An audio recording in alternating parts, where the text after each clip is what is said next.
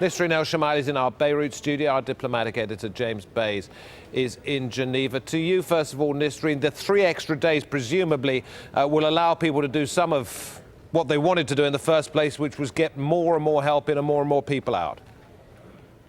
Absolutely, David. We were just speaking to the governor of Homs on the phone now, and he told us that right now there is a meeting underway with the United Nations team in order to discuss how they're going to enter the old city today, because they're trying to go through a new entry point. They're trying to find the safest passage for both the civilians and the United Nations team. This will be a new entry point, different from the ones they've been using in the last couple of days, because the plan is to evacuate a number of Christian civilians who are stuck inside the old city of Homs. As you know, the old city of Homs used to be home to a large population of Christians, but only a few of them are left because many of them have fled. The governor said that this meeting might be a long one. It might take time to sort out all the details and the logistics, and that if it gets dark, they might not carry out the evacuations today, Monday. They might postpone them until they are finished with discussing all the details and finding the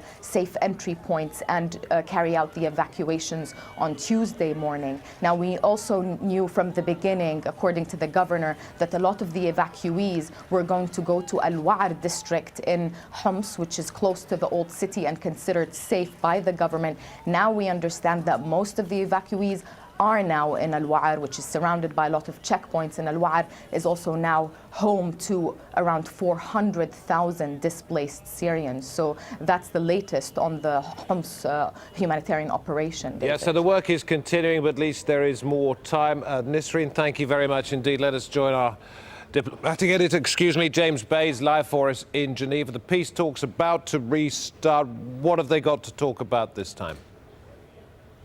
Well, this is just a restart of the talks that were adjourned for 1 week, and we really are where we were before on this. Not really a lot of progress made in the first week of talks, but they did sit in the same room.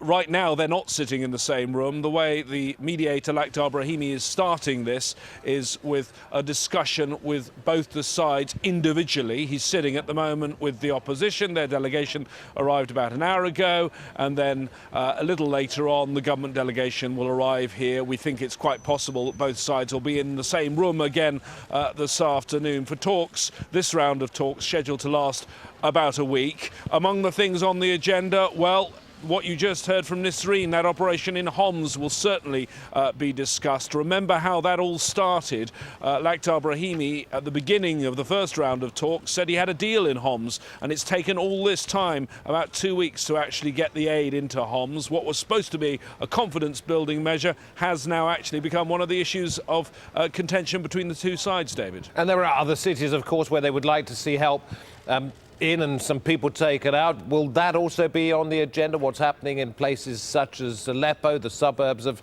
Damascus and so on? Yes, it will certainly be on the agenda. I'm sure that's going to be discussed. The humanitarian track will continue here, as will the discussions about the political situation. Just before coming here, I was in New York. There is also a great deal of effort on the humanitarian side at the United Nations. Discussions around the Security Council table that perhaps there could even be a resolution on humanitarian action, something, again, the French Foreign Minister has spoken about in Brussels in the last couple of hours. I can tell you it didn't look like there was close to any agreement on that in New York on Friday. When I spoke to the Russian ambassador, he said the text that he'd seen, and I've also seen the draft of this first resolution, he said it was nonsense and he didn't know why they'd bothered to circulate it. Well, we thank you. James Bays there in Geneva, also Nisreen El-Shamayleh reporting on the situation inside Syria.